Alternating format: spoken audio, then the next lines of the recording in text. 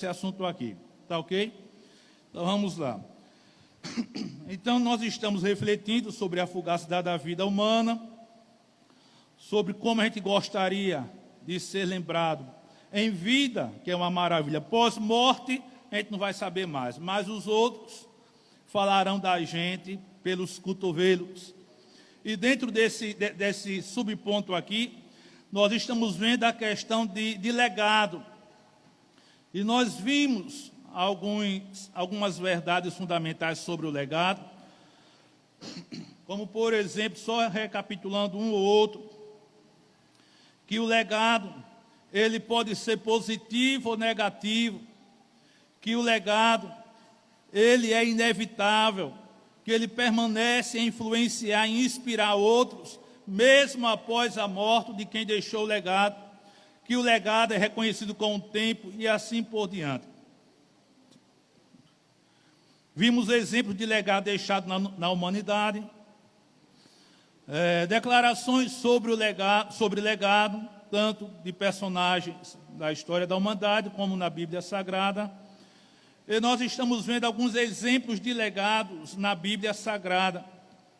E nós vimos alguns legados negativos, a saber, Jeroboão, que introduziu a idolatria no Reino do Norte, Roboão, que falamos semana passada, que deixou um legado de divisão por rejeitar conselho, e nós pontuamos algo sobre o conselho, e hoje nós vamos falar, irmãos, de mais um outro personagem que deixou um legado, uma marca aqui na terra da pessoa dele.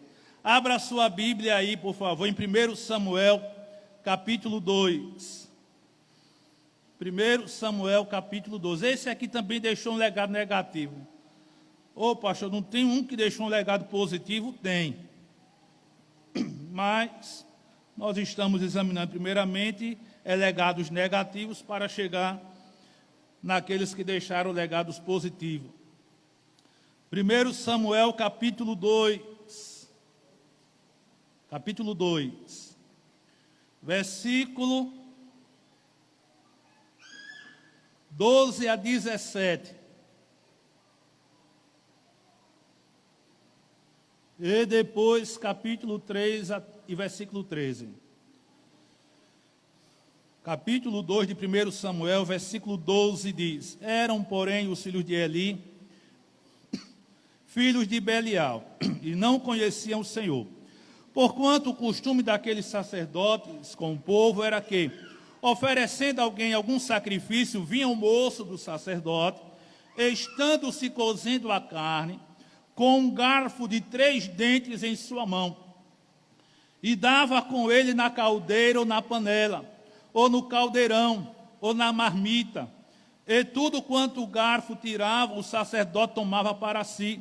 Assim faziam a todo Israel que ia ali a Siló.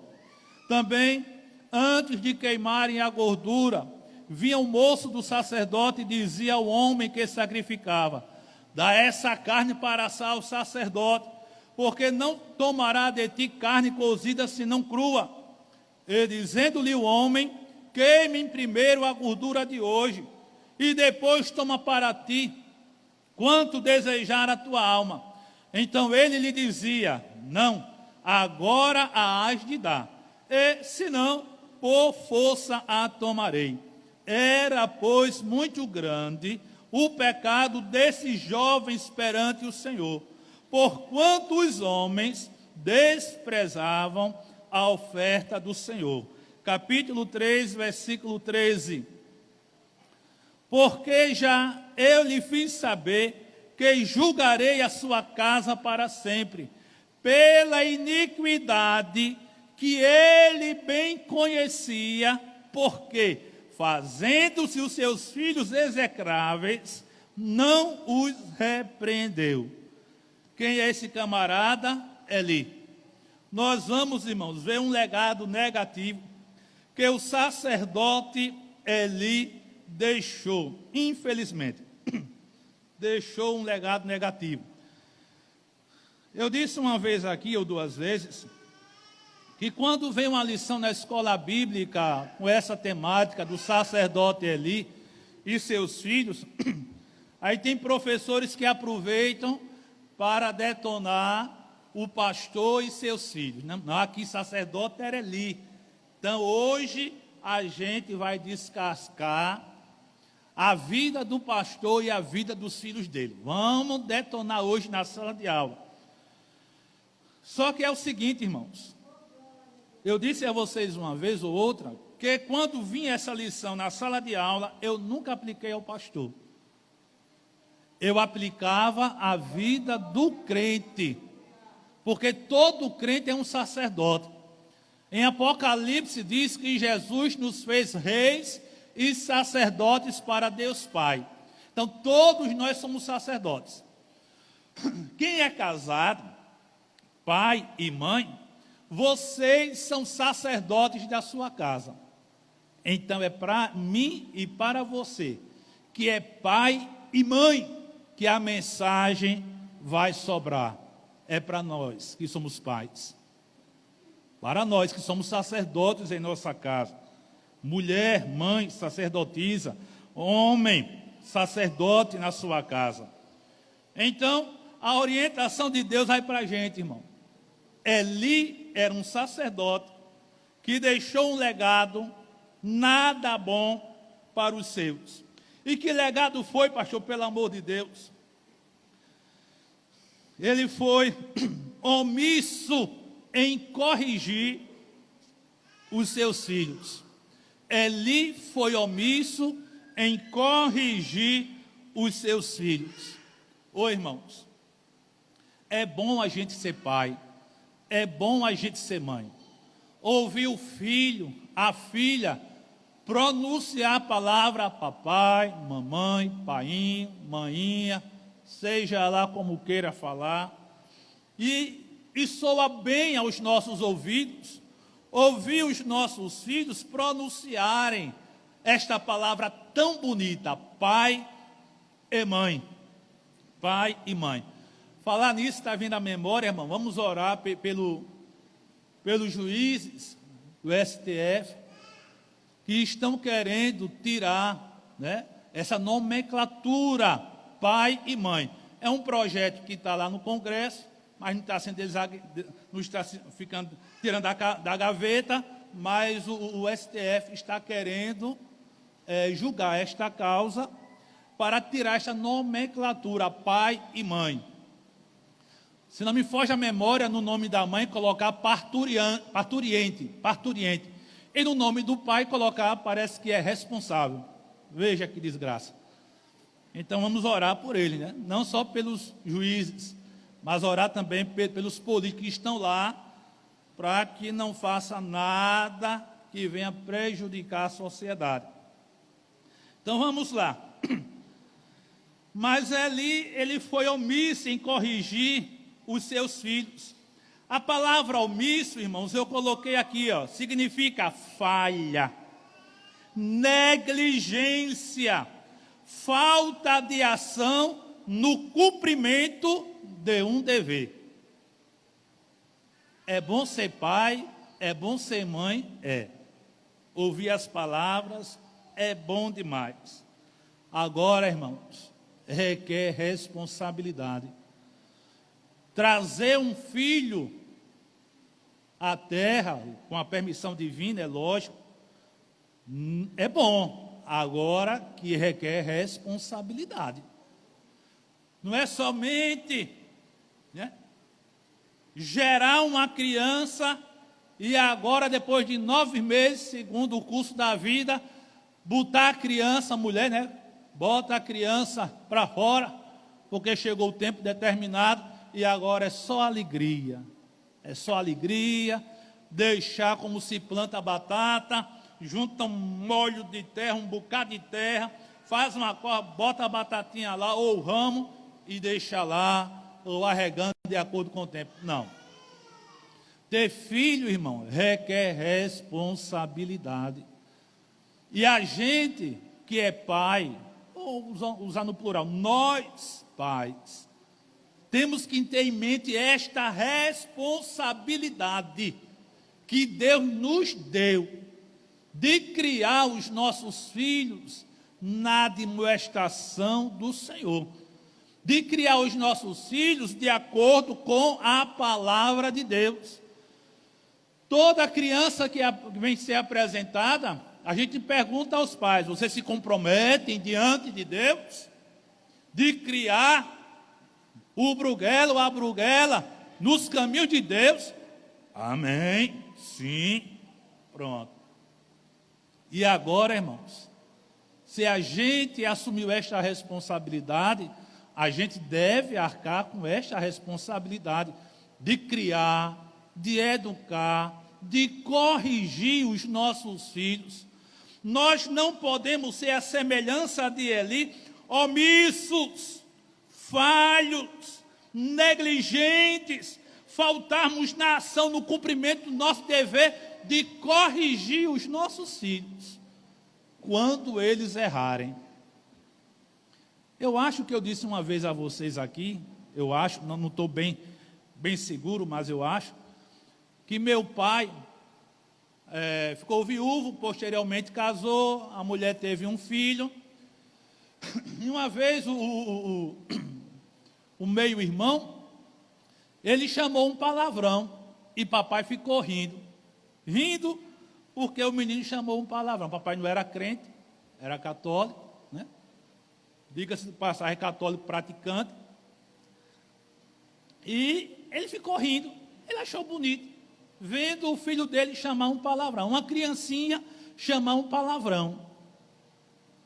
Não foi uma falha? Foi. Era para corrigir? Não era crente. Porque essa questão de responsabilidade da mãe e do pai não tem nada a ver com ser crente. Tem a ver com ser pai e mãe, a questão de ser pai e ser mãe.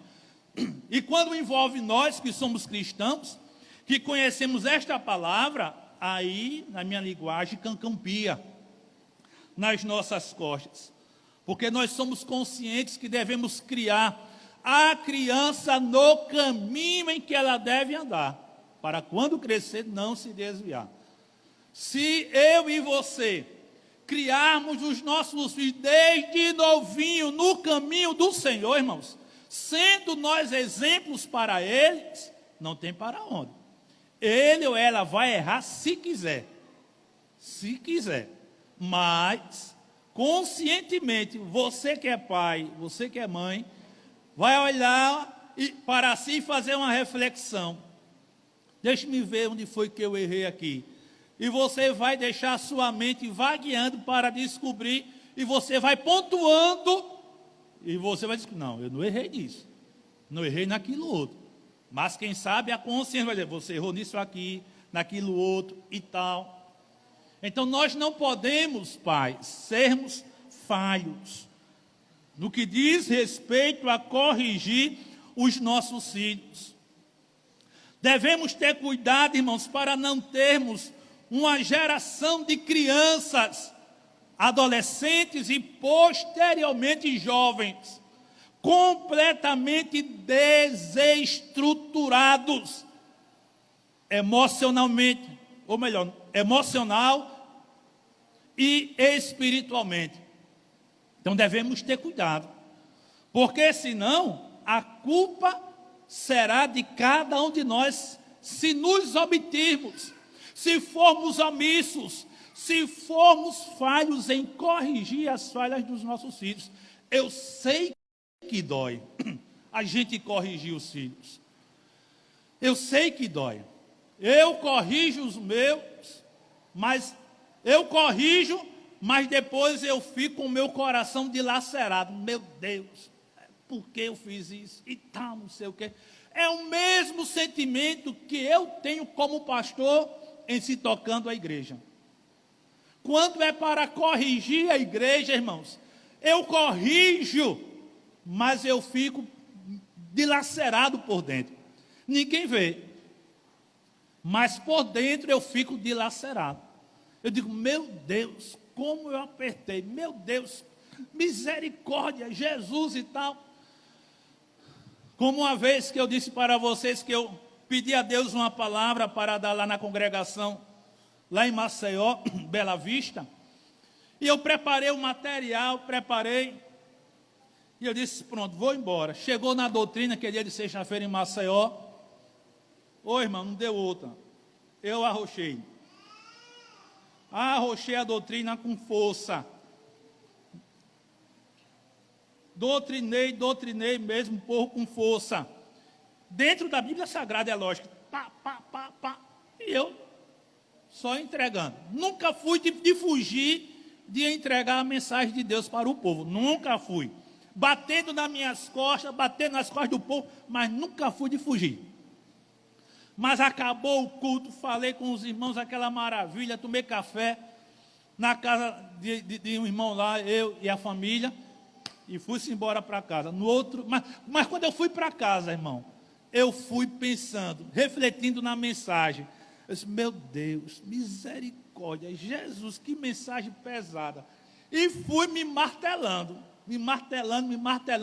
Peguei um chicote e fui aqui. Meu Deus, que mensagem pesada. E fui.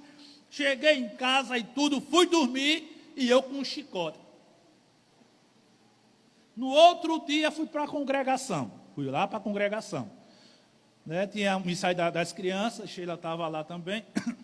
E depois foi chegando um irmão, chegando outro, e foi dizendo, pastor, que mensagem boa aquela de ontem. Ó, irmão, foi mocotó, com cabelo e tudo. Foi lapada de dar em doido, irmão. Mas foi dentro da Bíblia, né? Mas chegou um, chegou outro, pastor, a gente estava precisando daquela palavra. Eita, pastor, que Deus continue abençoando, que dê mais palavras assim para a gente. Irmão, e foi palavra mesmo arrochada. Mas foi dentro da Bíblia, né? Porque tem gente que se dói quando... Eita, meu Deus, que peso, é muito pesado. Mas lá... Aí eu fui aliviado. Ou melhor, fiquei aliviado após ouvir os irmãos falarem isso aí. Porque Deus viu como eu fiquei me chicoteando à noite, por causa da palavra pesada, que era muito corretiva. E Deus usou os irmãos para falar e acalmar a minha alma, alegrar minha alma. E eu disse, pronto, não arredo mais o pé não. Pode mandar, Jesus, o que tu me deres para transmitir à igreja, eu nunca vou voltar atrás. Eu vou ministrar. Então, observe, irmãos, que quando é para corrigir a igreja, eu também fico sentido. Não digo, mas já estou revelando, né? Já estou revelando. Aí você já sabe, o pastor está corrigindo, mas o coitado vai sofrer depois, sozinho. E a mesma coisa com os filhos. Um pai e uma mãe em sã juízo, ele não quer ver os filhos no erro. O que é que ele quer? Ele quer corrigir. Meu filho, minha filha, olha, está errado, não é assim. É desse jeito, pá. Você vai corrigindo os seus filhos, para no amanhã não lhe trazer dor e nem lhe trazer vergonha. Está na Bíblia isso aí. A gente vai ver lá na frente. Então veja, meus amados irmãos. Eu coloquei aqui no material, eu fiz uma pesquisa de malefícios da falta de correção contemplado na psicologia. A psicologia, ela mostra alguns males da falta de correção. Ela mostra males da falta de correção.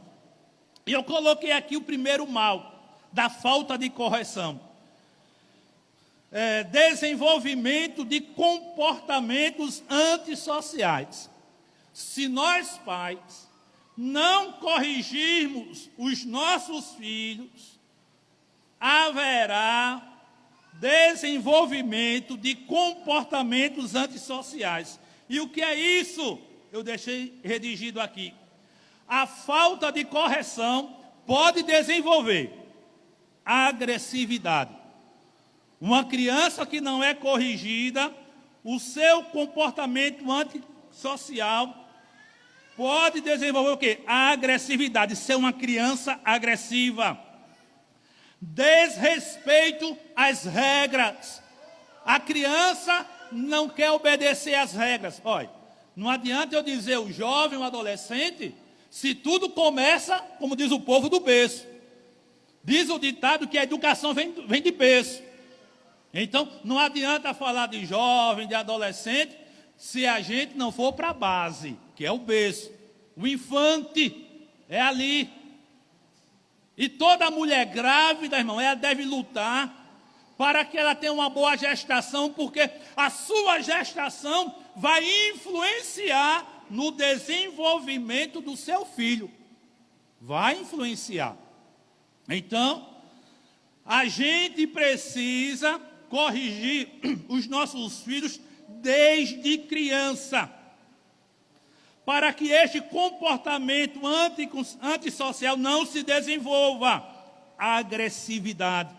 Uma criança, um adolescente, um jovem agressivo, agressivo dentro de casa, agressivo na escola, agressivo na rua onde mora. Eu assisti um vídeo de uma criança acho que tinha 10 anos de idade, a mãe com ele do lado, e o menino querendo avançar na mãe para rasgar a mãe. Veja, irmão, que presepada, que coisa feia. Uma criança de 10 anos querendo bater na mãe, avançar, eu quero bater em você, e aquele labafero todo, e alguém filmando e conversando com a mãe. Onde é que está o erro? Uma criança de 10 anos, infante, como foi que a mãe e o pai foi educando esta criança? Como foi? Irmãos, não adianta os filhos terem temor, respeito só a um genitor. Os filhos têm que ter temor, respeito aos dois, ao pai e à mãe. O pai e a mãe têm que contribuir para um desenvolvimento abençoado dos seus filhos em todas as esferas da vida. Emocional, espiritual, intelectual, enfim, os dois têm que contribuir para isso aí. Mas às vezes, a falta da correção, ou dos dois, ou de um ou outro, faz a criança desenvolver este comportamento antissocial, como agressividade, desrespeito às regras. Os pais estabelecem regras em casa, não querem obedecer. E isto vai refletir onde? Vai refletir na escola. Filhos desregrados, filhos que não obedecem, que não respeitam as regras na sala de aula, as regras estabelecidas na escola, e vai crescendo um adolescente, vai crescendo um jovem, torna-se um adulto completamente com um comportamento antissocial. E onde foi o erro? Vamos ver lá no começo. Vamos olhar lá para trás, onde foi o erro. Cada pai, cada mãe. Desrespeito às autoridades. Não respeita de forma alguma a autoridade do pai.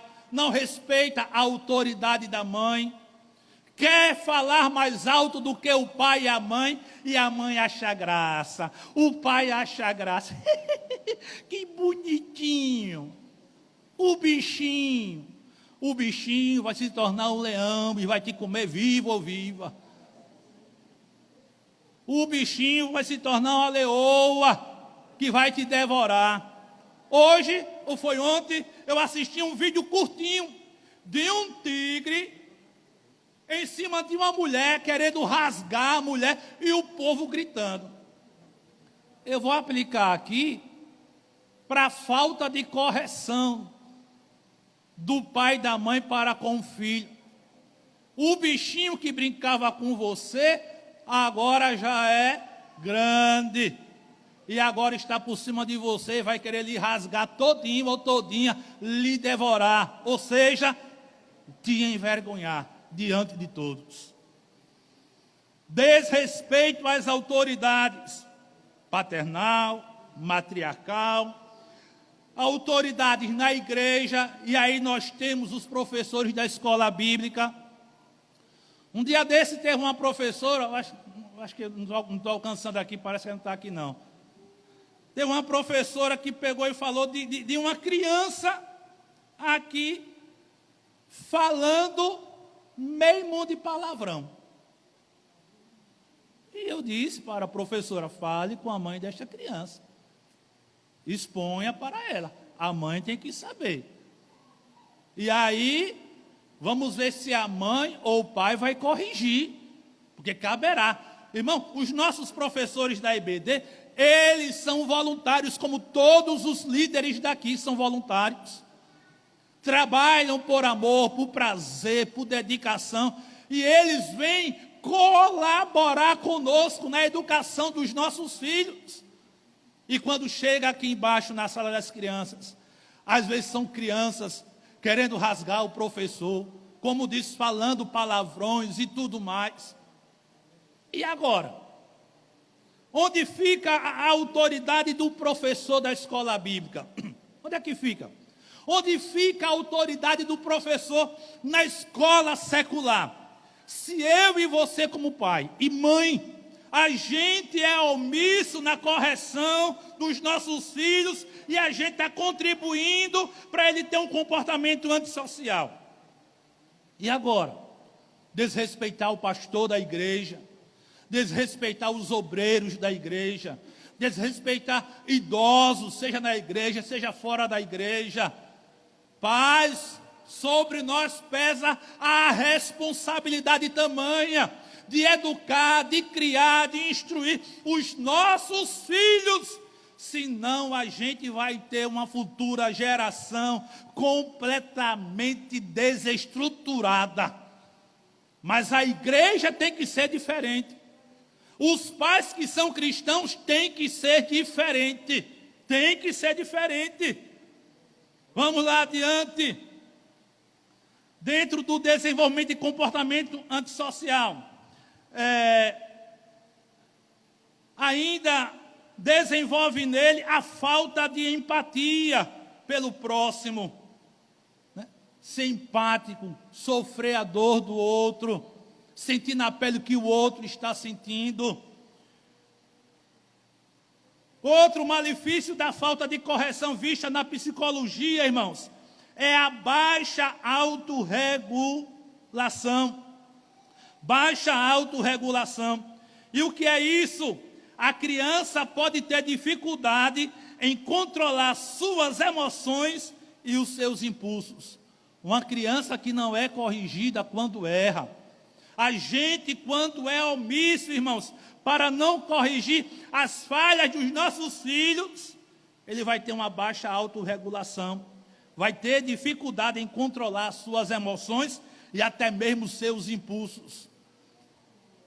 Então é por isso que a gente, irmão, tem que olhar. Olha, cada pai, vamos por aqui logo. Cada pai, cada mãe conhece o filho que tem. Nenhum pai, nenhuma mãe é cego. Só se quiser se fazer de cego. Mas nenhum pai, nenhuma mãe é cego. Todo pai, toda mãe sabe quem é seu filho.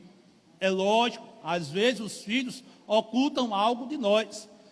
Eu não estou olhando por esse ângulo. Eu estou olhando pelo ângulo de a gente... Não, eu sei como é meu filho. Eu sei como é minha filha. Eu sei que ele é desse jeito, assim mesmo. Eu sei que ela é assim mesmo. Eu sei que é. Então não sejam ali. Não seja omisso. Não seja omissa em corrigir o seu filho. Pense no amanhã. A criancinha de hoje vai se tornar uma pessoa adulta. E que tipo de pessoa adulta será o seu filho? Que tipo de pessoa adulta será o seu filho? Então veja a questão das emoções, né? Crianças que ficam gritando com as suas emoções de raiva, querendo rasgar o pai, querendo rasgar a mãe. Não, você não vai rasgar ninguém. Crianças querendo ser tipo galo de briga. Não, de jeito nenhum. Vou arrancar suas peninhas para você não voar. Chega, deixa eu arrancar suas peninhas. Você está se achando o quê? Mas tem pai e mãe hoje, em pleno século 21, que não está nem aí, ó. Não está nem aí. Não se preocupam com a educação dos seus filhos, educação cristã, educação secular, o comportamento dos seus filhos. Não estão nem aí, não querem nem saber se os filhos são respondões ou não, Se os filhos gritam com os outros professores, olha, o professor secular que mais sofre o bichinho. Um dia eu assisti um vídeo, não foi aqui não, eu estava em Piaçabuçu ainda, na pandemia, eu assisti um vídeo de um menino na sala de aula, derrubando tudo, e ainda esculhambando a professora. E quem chegasse lá, ainda esculhambava, e ele filmando. E a ordem era, não toca nele não, não toca, deixa ele quieto. E o menino rasgando tudo, virado no Santo Angosto, rasgando tudo. Porque se fosse tocar, conceito tutelar. Agora é nas costas do professor. Veja que mundo a gente vive, irmão. Em que mundo nós estamos vivendo? Em que mundo nós estamos vivendo? Outro mal da falta de correção, visto na psicologia. Problemas acadêmicos. Podem ter dificuldades na escola, tanto em comportamento quanto no desempenho escolar. Um filho que não é corrigido, filho ou filha que não são corrigidos, eles têm esses problemas acadêmicos. Seja em comportamento, uns para com os outros alunos, ou para com os que trabalham na escola, ou até mesmo no desempenho. O desempenho do meu filho é lá embaixo. Agora, cabe a cada pai refletir. Como é que eu estou criando meus filhos? Será que eu estou falhando na educação? Será que eu estou vendo os erros dos meus filhos e não estou corrigindo? Tem que olhar isso aí. Outro mal, dificuldades em relacionamentos.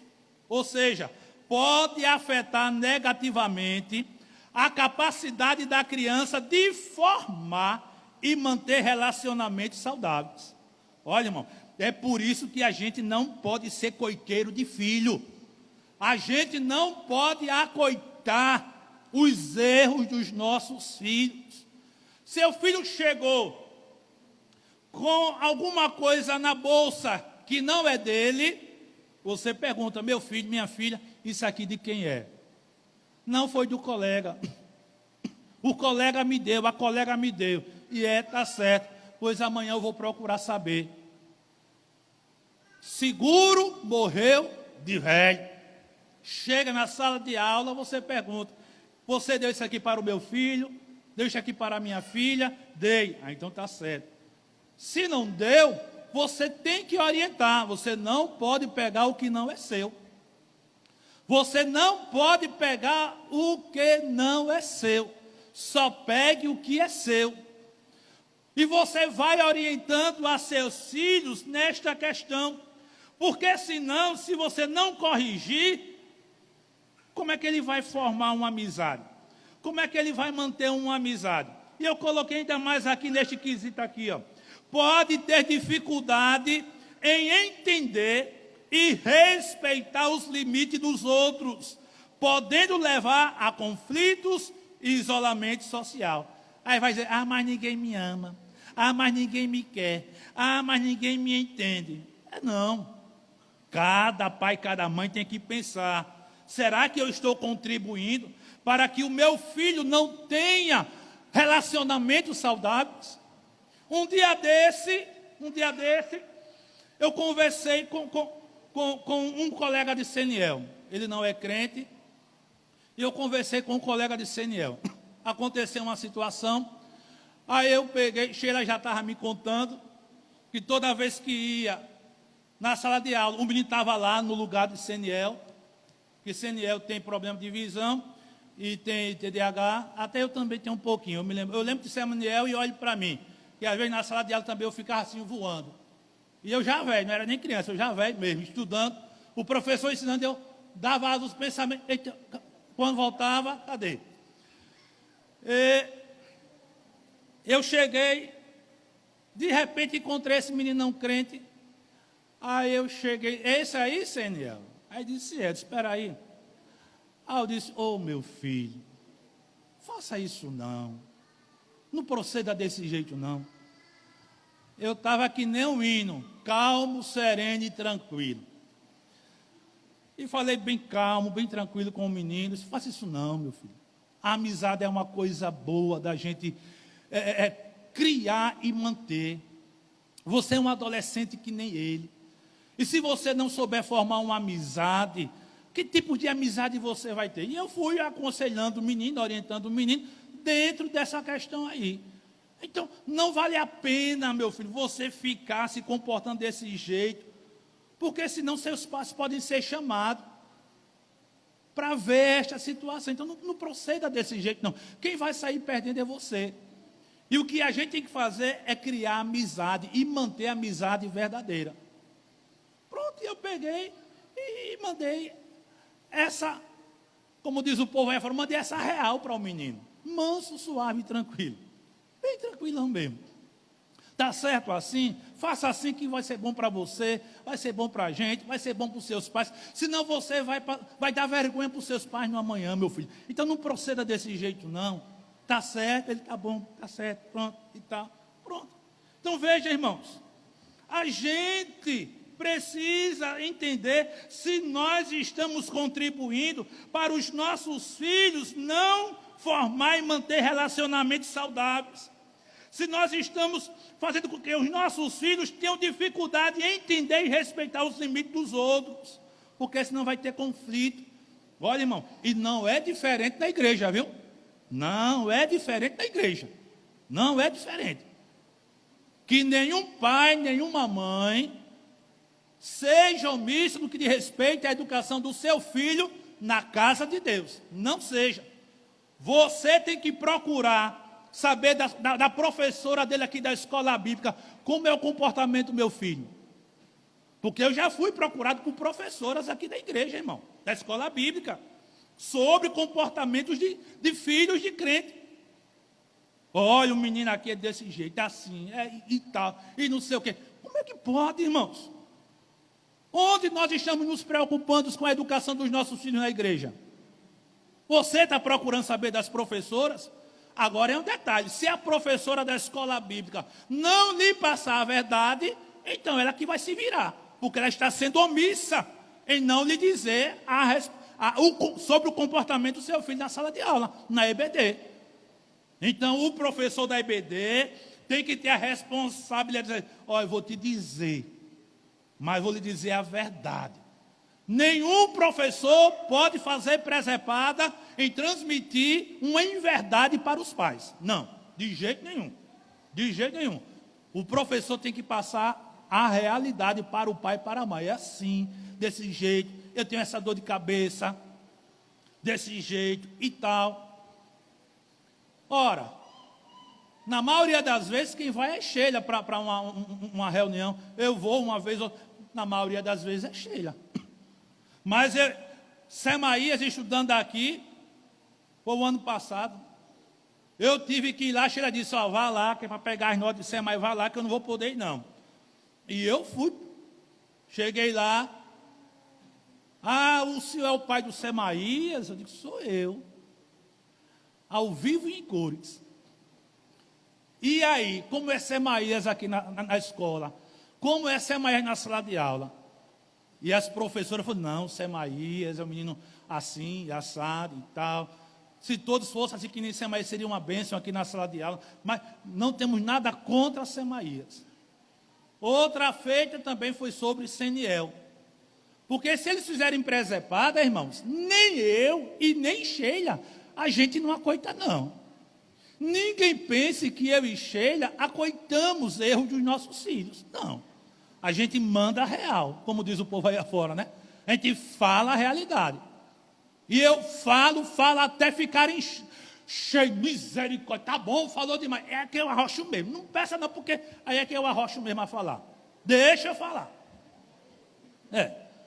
Então a gente não acoita não, irmãos. Então, e Seniel, como é Seniel aqui? Seniel é assim, é assado, não temos problema. Pronto, o diácono Edeilson, ele trabalha lá em cima. Seniel estudou lá em cima. E eu, vez por outra, perguntava a ele. E Seniel, não, Seniel é tranquilo, pastor, brinca, corre, tal. E tal. Então, eu perguntava. Aos professores, a professora dele, a Alexandra, e teve outras, a gente perguntava o comportamento de Seniel.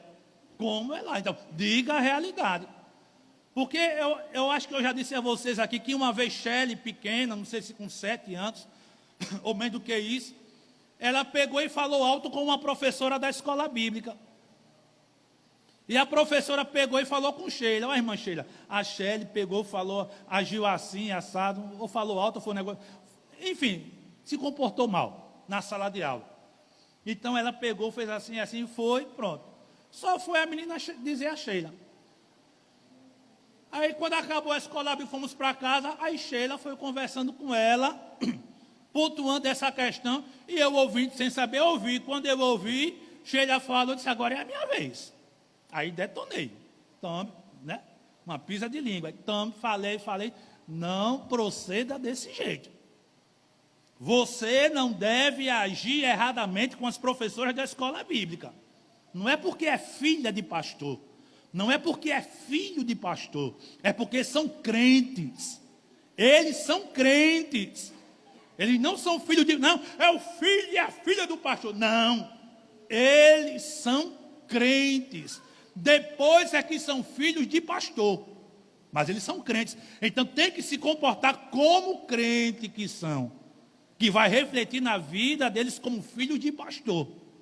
Isso é posterior. Primeiramente ser crente. Depois ser filho de pastor. Os irmãos nunca queiram falar dessa forma. É porque é filho de pastor. Não, eles são crentes. É porque é crente. Não atinja os filhos do pastor, porque você vai estar atingindo o pastor. É porque é filho de pastor. Não faça isso. Você vai estar atingindo o pastor. Vai estar atingindo a esposa do pastor, que é a mãe dos meninos. Não faça isso. Não faça isso, porque você que exerce liderança, alguém vai dizer: é a filha da professora da escola bíblica, é a filha ou filho do diácono, do presbítero, do auxiliar, seja lá de quem for que exerce liderança. Não. Não se deve usar esse termo. Ele é crente. Filho de cargo que a pessoa ocupa, deixa para lá. Filho. Então nós não podemos ser omissos, irmãos. Senão a gente vai trazer prejuízo para os nossos filhos. A gente vai trazer prejuízo para os nossos filhos. Outro mal, advindo da falta de correção visto na psicologia, é a baixa autoestima. É a baixa autoestima. E eu coloquei aqui, precisam entender que os seus comportamentos têm consequências. Por isso deve se orientar e corrigir.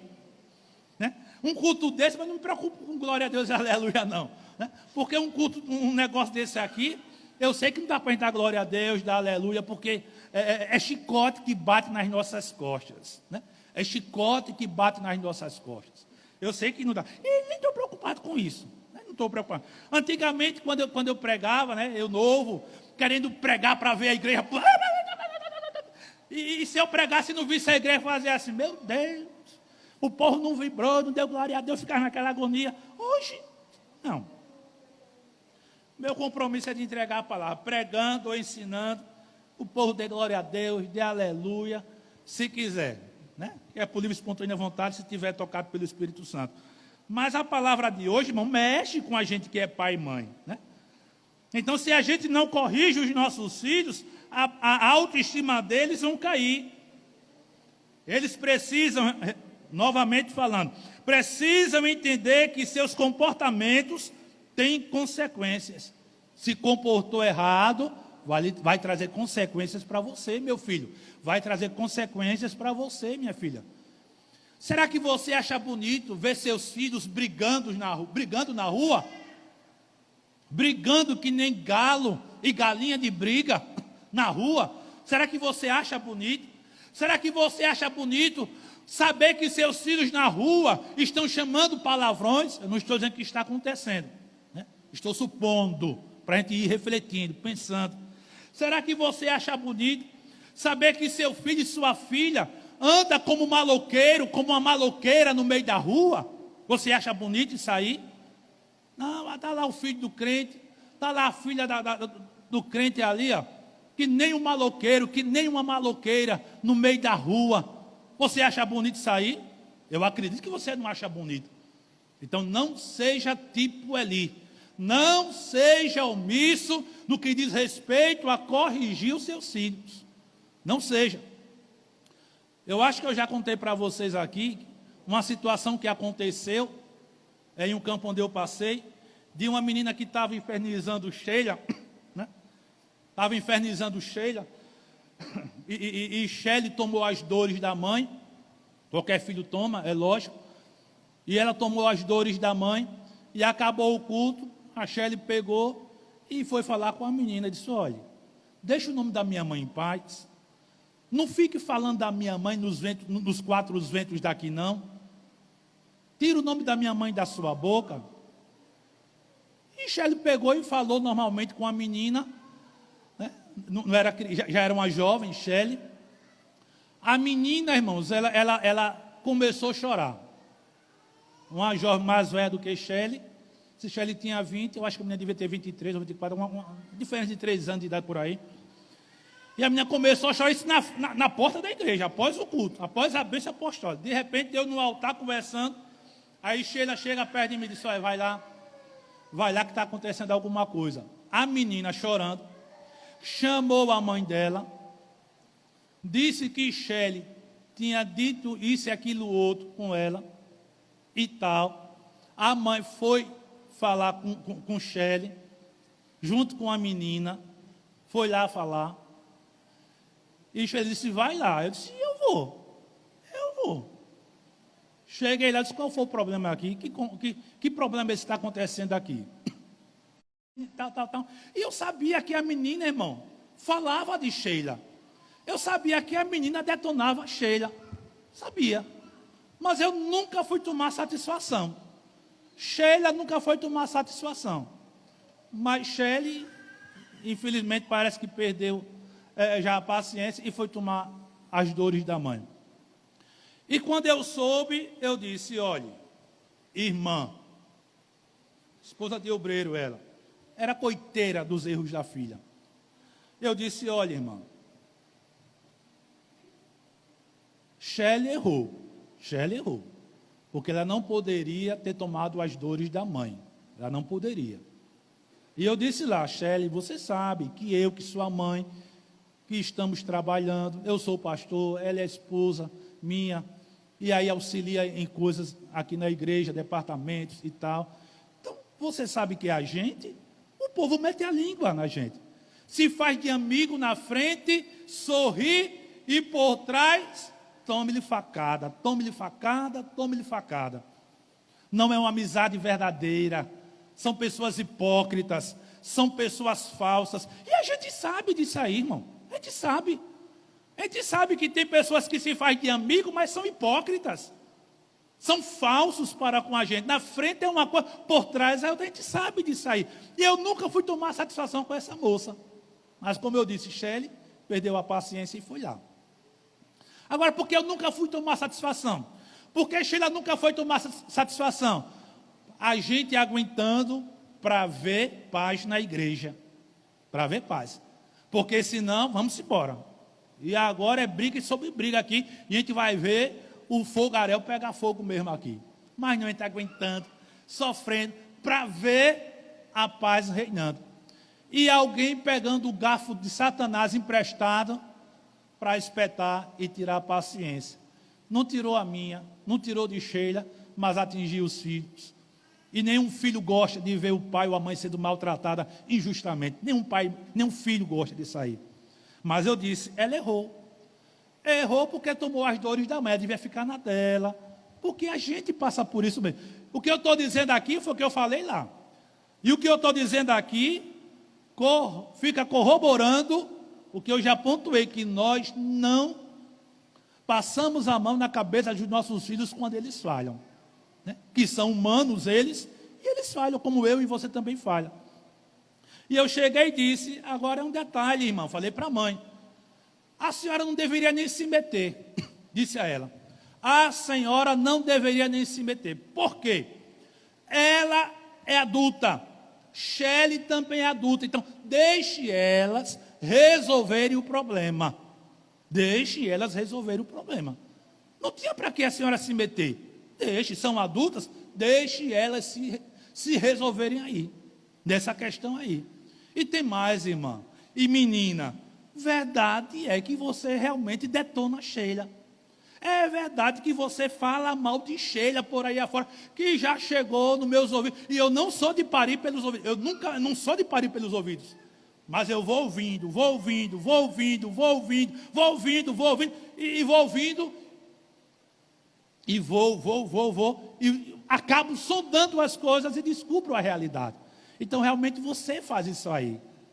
Então, minha irmã, você errou porque ficou falando mal de Sheila, detonando Sheila para A, para B, para ter brigas no departamento infantil, intriga entre pessoas do departamento. Então, você errou. Então, você não deveria agir assim. E a senhora também, como mãe, errou. Pronto. E peguei e mandei essa real, como o povo diz aí afora. Falei isso aí, irmão, para que justamente aquele mal fosse sanado. Irmãos, ser pai e mãe é uma bênção. Agora a gente não pode ser omisso na educação, na criação dos nossos filhos. Você sente a dor? Sente, porque vê seu filho ou sua filha, talvez numa situação delicada. Mas seu filho e sua filha, se é adulto, se é adolescente, ele precisa ou ela precisa aprender a solucionar problemas. Precisa aprender a solucionar problemas. Mas se a gente não deixar eles solucionarem problemas, misericórdia. Se é criança, a criança não tem muito juízo, está se formando.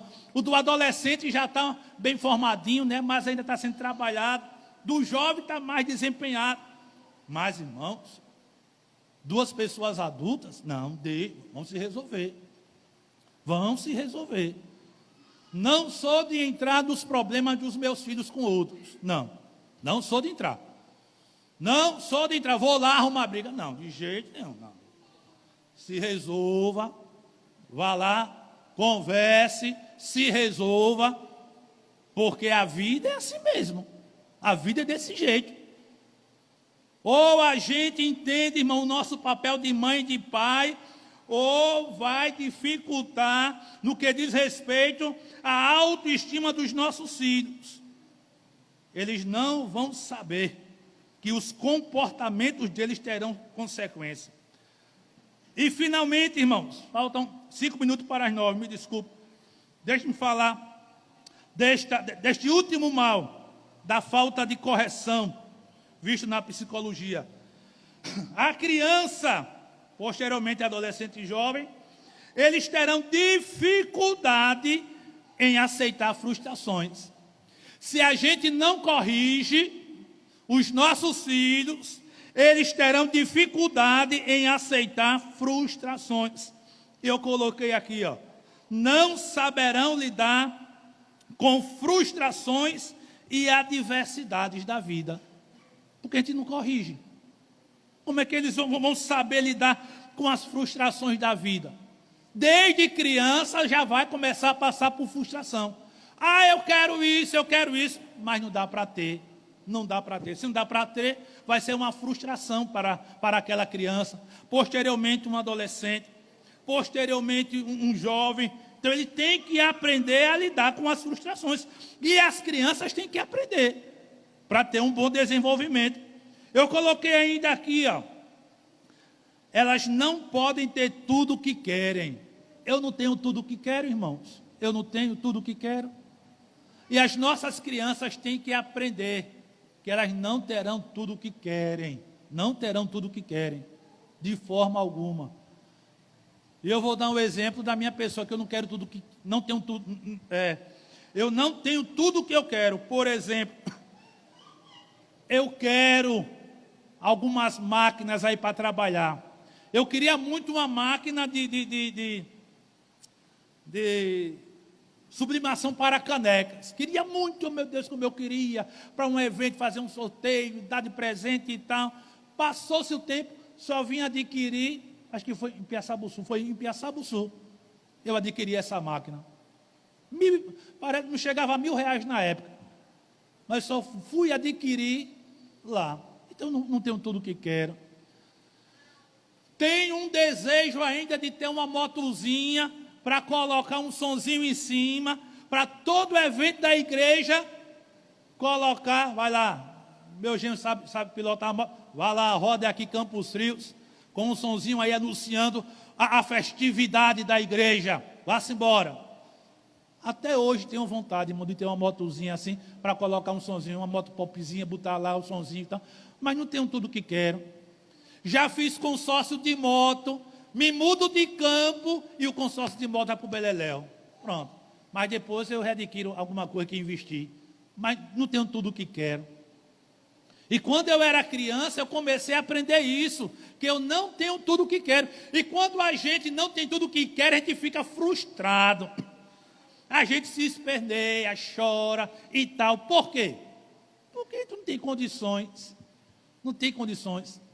Eu me lembro de uma época que eu queria fazer um curso de computação, mas eu não tinha condições de fazer um curso de computação. Eu não tinha condição. Mas o meu sobrinho, alguém da família, não me lembro se foi a mãe dele ou se foi uma tia, bancou um curso de computação para ele. Pagou o curso de computação e acabou ele nem fazendo o curso de computação. Mas veja só, eu não tinha condições. Queria fazer e não tinha condições. Nunca fui agraciado. Meu sobrinho, alguém, deixe que eu pago o curso para você de computação, ele pegou e largou fora. Então, a gente não tem tudo o que quer, irmãos. Infelizmente. E os pais devem passar isso para os filhos. Vão crescer na adolescência, na juventude, chegarão à fase adulta conscientes de que não teremos tudo o que a gente quer. E diante disto, a gente vai aprendendo a aceitar as frustrações da vida. A gente vai aprendendo a aceitar as frustrações da vida. A mesma coisa é você. Quantas coisas que você queria hoje, mas você não pode. E você vai aprendendo. Vai aprendendo. Quero alguns outros maquinários. Porque Sheila, ela é artesã, ela trabalha com esses negócios. E eu quero comprar uns outros maquinários. Porque isso servirá para ela. Mas eu não tenho tudo que posso.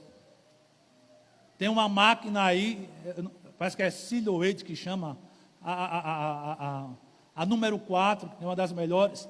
Parece que ela está na casa de 2.900. Isso para a Sheila seria uma maravilha, irmãos, uma maravilha. Ia facilitar os trabalhos que ela faz na igreja, né? Ia facilitar, mas eu não tenho tudo o que quero. Porque para ter essa máquina, eu tenho que ter o programa, a questão do computador, outro negócio lá, e pronto. Houve um dia para terminar, 9-1, me desculpe, mas quantos cultos eu não terminei cedo, né? 9-1, só para terminar. Houve um dia que eu queria tanto um data show, nunca consegui. Aí quando eu saí do campo, Xingó, Chechel. No meu culto de despedida, no nosso culto de despedida lá, ganhamos presentes. E quando menos espera, alguém diz: pastor, a igreja tem um presente para lhe dar. Eu disse: oxe, o senhor quer? Oxe, vem a mim. E quem não quer? De repente, vem uma pessoa com uma caixa, toda, no papel de presente. Disse: aí não é um carro. Eu disse: tá bom, deixa tamanho, só se for um carro de brinquedo. Mas quando a pessoa veio lá na mente, eu já estava dizendo: isso é um data show. Só na mente, isso é um data show. Quando chegou no altar, me entregou, agora abra. Quando eu abri, um data show, irmão. Ganhei um data show. Era uma coisa que eu queria. E quando eu saí, a igreja me deu este data show de presente. Mas, enfim, o bichinho pifou, por causa das condições e tal, e agora sou outro. Mas eu ganhei, quer dizer, eu queria ter, mas os irmãos se mobilizaram. E no dia da minha despedida com a família de Xingó, aí os irmãos pegaram e presentearam com isso aí. Mas a gente nem tudo que quer. Então vamos ficar em pé, orar ao Senhor. Que Deus ajude a mim e a você, como pai e mãe, a não falharmos na educação dos nossos filhos. A não sermos omissos, mas contribuirmos para o bem dos nossos filhos. Presbítero Cícero estará orando ao Senhor e após eu impetrarei a bênção apostólica.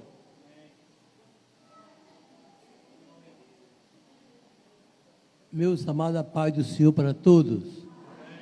Que nessa de oração, Senhor nosso Deus e Pai que está no céu, te louvamos, Senhor, por tudo o que falaste esta noite através do teu Filho. Meu Senhor, nós te louvamos por estarmos aqui aprendendo a Tua palavra e guardando os corações, Senhor, a Tua palavra que nós estamos vindo do Teu céu, Pai. Vai abençoando grandemente a Tua igreja, que aqui está presente esta noite na Tua casa, Pai. Muito obrigado por tudo. Permanece falando conosco, Senhor, usando a Tua igreja, abençoa o Teu povo, Pai. Vai e despede em Pai, para nos dar o Teu povo, Senhor, dando a noite, meu Deus, de Pai com cada um, Senhor. Essa coisa nós te oramos e nós te agradecemos, Pai. Também, Jesus, eu quero orar também para a nossa irmã Leni, que ela vai esta noite, Senhor, viajar pela madrugada. Leva a tua filha para a gente trazer de volta, Pai. Nós te louvamos e nós te agradecemos para tudo sempre. Amém. Que o amor de Deus, a graça do Senhor Jesus Cristo, a comunhão e a consolação do Santo Espírito de Deus seja com todos e todos dizem. Fale com o seu irmão, dê a paz do Senhor, pelo amor de Deus. Quinta, venha clamar.